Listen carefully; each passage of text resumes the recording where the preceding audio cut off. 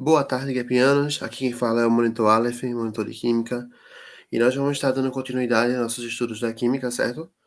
E hoje nós vamos ter uma aulinha sobre funções inorgânicas, um assunto bastante recorrente, cai sempre no Enem, em outros vestibulares, no que diz respeito da matéria de Química, e é um assunto que basicamente não tem condições de ver um dia todo, então eu vou dividir ele, certo? Na nossa próxima aula de Química, eu vou dar um outro tópico, que é só uma introduçãozinha que vocês já vão entender, certo? As funções inorgânicas que a gente conhece na química são quatro. Nós temos os ácidos, temos as bases, temos os sais e temos os óxidos, ok? Hoje eu vou estar apresentando para vocês os ácidos, as bases e os sais. Os óxidos a gente vai estar deixando para outra aulinha, porque é um pouquinho mais complicado, ok? Então, para iniciar, bora entender qual a diferença entre eles quatro, certo? Um ácido é uma substância que libera H+, numa ionização e conduz elétrons. Toda vez que tiver esse E negativo, a gente já viu que significa elétron, ok? Então, toda vez que eu pego uma substância, jogo ela numa solução aquosa e ela libera H+, e conduz elétrons, ela é considerada um ácido, ok? Uma base conduz energia elétrica, possui um sabor astringente e numa dissociação libera OH-. Então, a gente já vê uma diferença entre o ácido e a base. Por quê? Porque um ácido ele libera H+, e uma base ele libera OH-. Beleza? Sais. Sais são toda substância que numa dissociação libera pelo menos um cátion e um ânion. Como assim? Um cátion e um ânion? A gente vai ver que os sais é o que ocorre quando a gente junta um ácido e uma base, ok? E quando ele libera o cátion e o ânion da base e do ácido, é considerado um sal. Óxidos são compostos binários. Lembrando que a gente já viu isso na nossa primeira aula. Compostos binários são compostos formados por apenas dois elementos, onde o elemento mais eletronegativo é o oxigênio. Então, quando tiver um composto que possua dois elementos, mas um deles seja o oxigênio, e esse oxigênio for o mais eletronegativo, a gente viu isso em tabela periódica, tem aquelas setinhas, certo? E quando o oxigênio for o mais eletronegativo, esse será um óxido, ok? Vamos começar então a falar dos ácidos, beleza?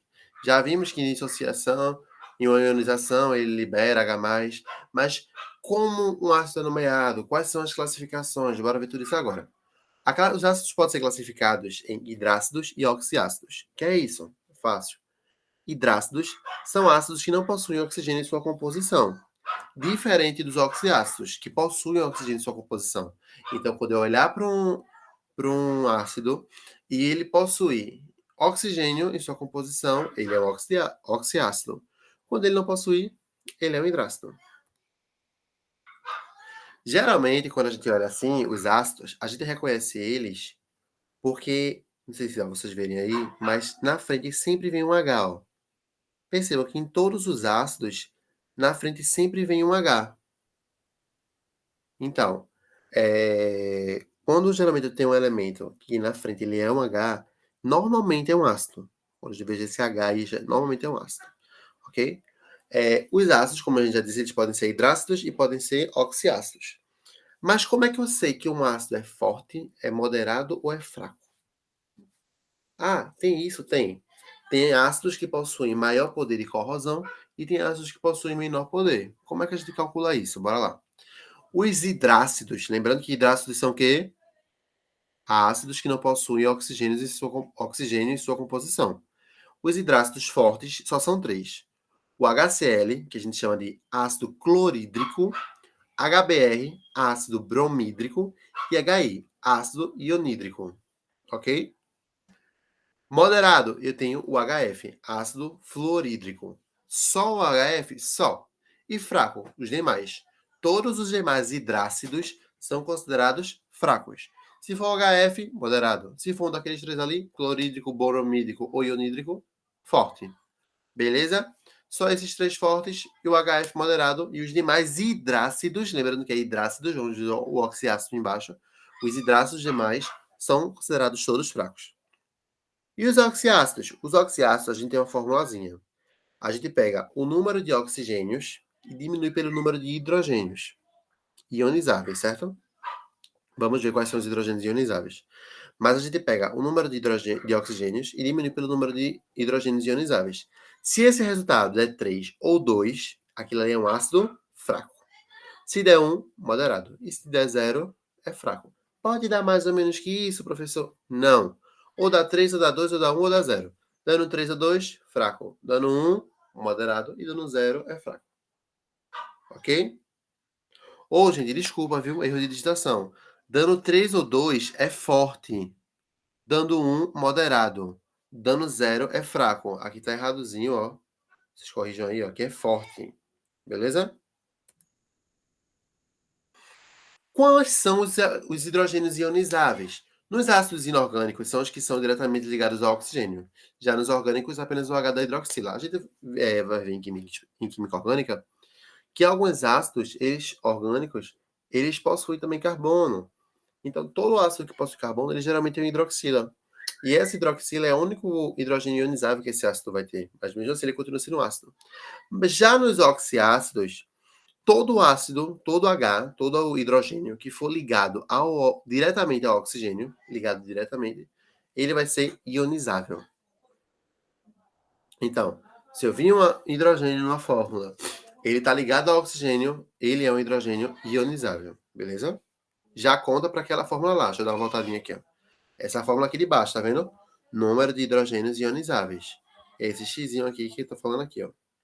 Então, o número de hidrogênios a gente vai ver na fórmula, e o número de hidrogênios ionizáveis a gente vai ter que montar o esquema todo lá, para depois tá fazendo esse cálculozinho aí, facilzinho, e classificar em forte, se der 3 ou 2, moderado se der 1 e fraco se der 0. Nomenclatura, bora lá. Existe uma nomenclatura separada tanto para os hidrácidos quanto para os oxiácidos, beleza? Todos os hidrácidos, eu não preciso me atentar ao NOx. Eu só me preciso me atentar ao nome do elemento e ao finalzinho. Por exemplo, o ácido aqui, ó. Bora lá, hidrácido. Prefixo eu uso ácido, nome do elemento, mais a terminação hídrico.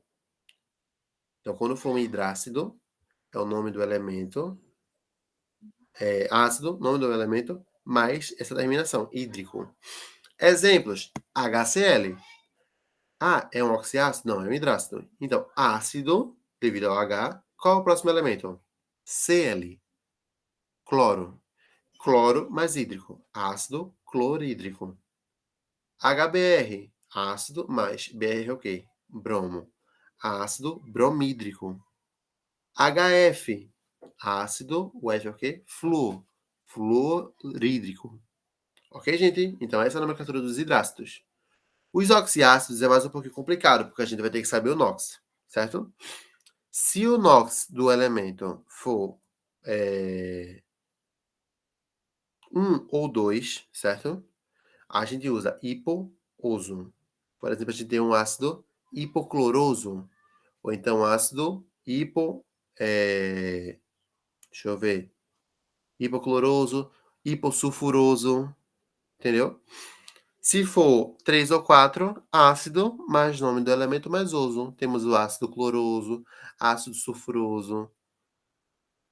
5 ou 6, a gente só usa o ícaro. Ácido clórico, ácido sulfúrico, ácido brômico, ou seja, temos essas terminações. E quando for 7, temos o hiperclórico, ou temos o hiper e a terminação ico. Então, temos o ácido hiperclórico, sulfuro, temos o hipersulfuroso também, que é um exemplozinho a mais. Mas, enfim, essa é a nomenclatura que a gente dá para os ácidos.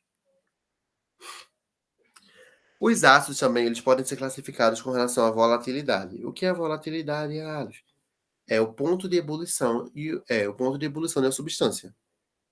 Eles podem ser alto ou baixo. Baixo a gente só tem 4: HF, HCl, H2S, HNO3. Bora lá. HF, ó, ácido fluorídrico, ácido clorídrico, ácido sulfídrico, H2S. Ok? Então, bora lá. Esses 4 ácidos, eles possuem baixo ponto de ebulição, significa que evaporam muito fácil. Agora, quais possuem alto ponto de ebulição? Temos o H2SO4, o H3PO4, o H3BO3 e os outros também. Ácidos que possuem baixo ponto de ebulição só são esses 4 aí. HF, HCl, H2S e HNO3. Gente, perdão aí pelos números tão grandes, né? Era pra estar pequenininho. Consegui digitar no computador é novo, mas ainda tô aprendendo. Mas enfim, bora lá continuar. Observação quanto aos ácidos, certo? Quanto maior a cadeia, mais difícil é a passagem de H+, ácido fraco. Ou seja, quanto maior for a fórmula estrutural do meu ácido, mais fraco ele é. Por que isso? Porque quanto maior for o meu ácido, mais difícil vai ser desprender hidrogênio daquele ácido. Por isso ele é considerado um ácido fraco. Beleza? A presença de outros grupos retiradores de elétrons aumenta a acidez. Realmente, toda vez que eu tiver inserido no meu sistema lá qualquer grupo de molécula que carregue elétrons, ela vai aumentar a acidez do meio. Vai ficar mais ácido, ok? Vamos para as bases. As bases, elas podem ser classificadas... Leandro já viram, foi? Que base libera OH. As bases, elas podem ser classificadas em 3. Solúveis, pouco solúveis ou insolúveis, ok? Como é que eu sei que uma base é solúvel? Solúvel. Ela é formada por um metal da família 1A, aquela primeira coluna da tabela periódica, mais o H, ok? Então, toda vez que uma base tiver qualquer metal daquela primeira coluna, ela é uma base solúvel e é forte. Se ela for da família 2A, ela é considerada moderada e a sua solubilidade é pouca. Se minha base for qualquer outra substância junto com o OH, ela é fraca e é insolúvel. Então, as bases solúveis só são aquelas que são formadas por elementos da família 1A. E as pouco solúveis, família 2A. Ok? Nomenclatura. Vejam bem. Toda vez que eu tenho uma base, ela vai poder formar um ou mais bases, dependendo do elemento. Por exemplo, a gente tem o cobre. O cobre, ele pode formar três tipos de base. Temos o hidróxido de cobre 1, ou, desculpa, gente, hidróxido de cobre 2, hidróxido de cobre 3 e temos hidróxido de cobre 4. E como é que eu vou saber fazer isso? Se um cátion ele for formar apenas uma base, a gente chama hidróxido de nome do cátion. Por exemplo, NaOH, hidróxido de sódio. Acabou. Agora, se ele formar mais de uma base, como por exemplo o cobre, hidróxido de cobre 2, hidróxido de cobre 3 e hidróxido de cobre 4. Por que esses números? Porque é o número do NOx do cobre. Entendeu? À medida que ele forma diferentes bases, o NOx dele varia. E se o NOx dele varia, a gente pode pegar essa nomenclatura do NOx, essa numeração, e colocar por último. Aí eu vou saber qual a base estou me referindo. Indicadores de meios ácidos e básicos. Vejam bem. O que é isso? Muitas vezes, quando a gente está no experimento em química, a gente necessita saber se aquele meio está ácido ou se aquele meio está básico. Como é que eu sei isso? A gente tem alguns indicadores. A gente chama de indicadores de meios. São aquelas substâncias que, quando eu colocar elas no meio, elas não vão alterar nada num sentido estrutural, mas elas vão indicar para mim se o meio está ácido ou se o meio está básico. Desses exemplos é o alaranjado de metila. O alaranjado de metila, quando você pega o alaranjado de metila e coloca ele no meio, se aquele meio tiver ácido, aquela coloração daquela substância vai ficar vermelha. E se tiver básico, vai ficar amarelo. Temos também a fenolftaleína. Se colocarmos a fenolftaleína no meio e ela não mudar de cor, ela é um meio ácido, aquilo ali é um meio ácido. Se ficar vermelho, um meio básico. Temos também o tornassol. Se colocarmos um tornassol na substância no meio e ele ficar roseado, certo? Um róseo lá, um rosa, é um meio ácido. E se ficar azul, um meio básico. Só como exemplo para vocês, quando a gente está na faculdade, a gente usa fenolftaleína, a gente usa tornassol, a gente usa laranjada de metila, mas também a custo de casa, se vocês quiserem ver na internet, fazer as próprias práticas em casa, pesquisar mais, temos indicadores naturais, como por exemplo o repolho roxo e a beterraba. O repolho roxo e a beterraba, elas são ótimos para indicar se um meio está ácido ou está básico, mediante ao que eles apresentaram lá para a gente. Bases do cotidiano. A gente tem 3 bases que a gente vê no dia a dia da gente, certo?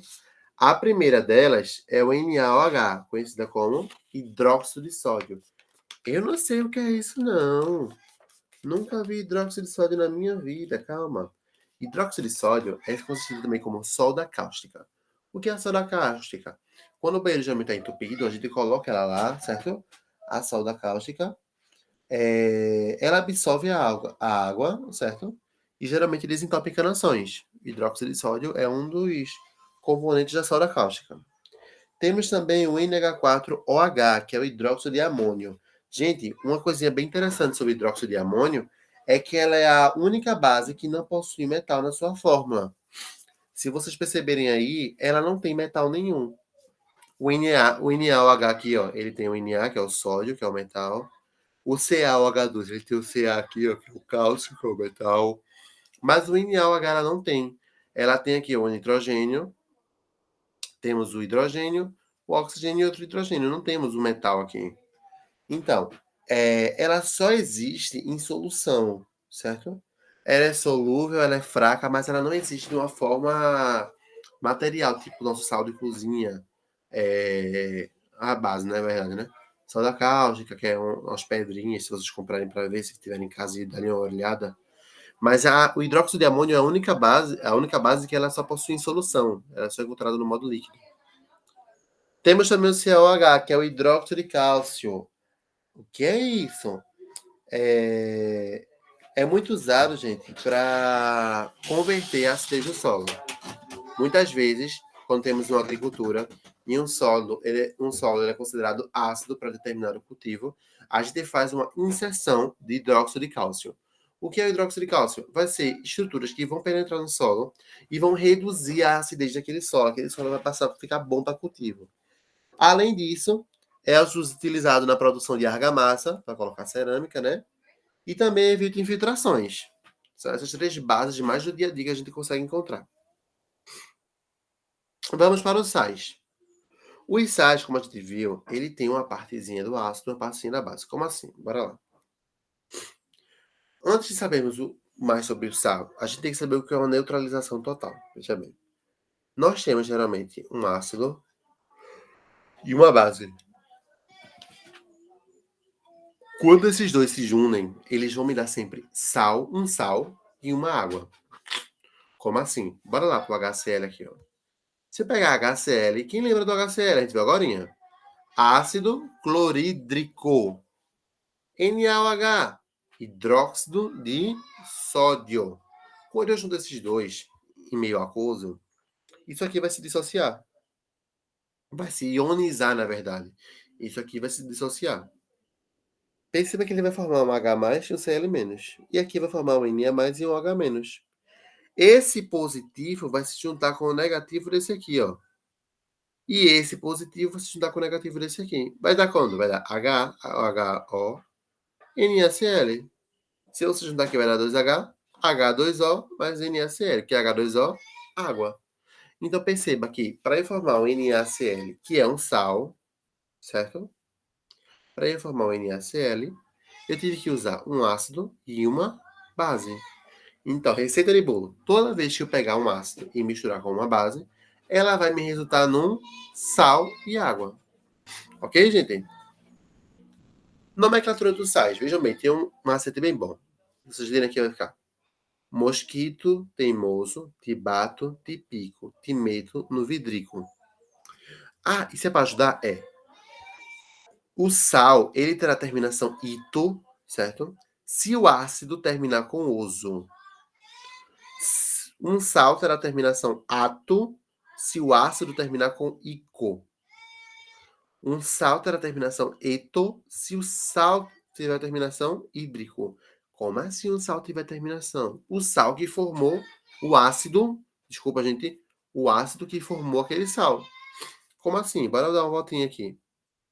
Percebam que esse sal aqui, o NaCl, ele foi formado a partir de um ácido.